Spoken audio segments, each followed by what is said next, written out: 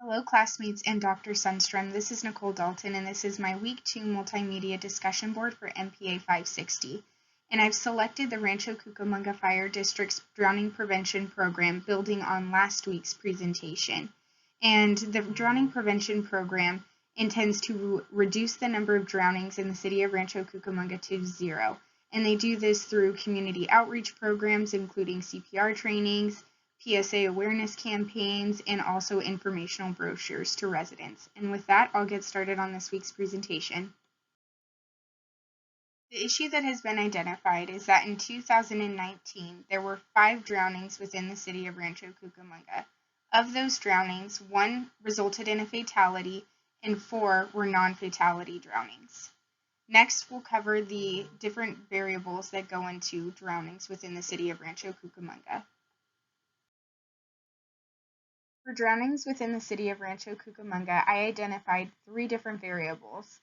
And after looking at them, the 3 different variables are all nominal variables because they all have their own different categories, but those categories do not outrank one another. Now I'll get into the dependent variable, which is drowning fatalities occurring in a pool. And the 2 independent variables will play a factor on whether or not that drowning is a fatality or non-fatality. The first independent variable is the drowning prevention program itself, and the category is CPR training classes. And the second independent variable is whether or not the pool is gated.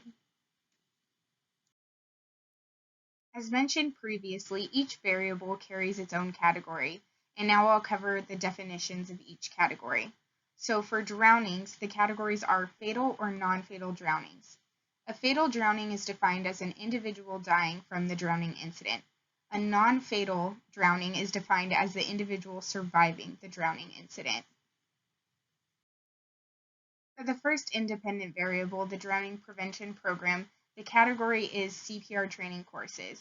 And the CPR training course is defined as a resident who has taken a CPR course to learn the skills to provide first aid to somebody who is drowned.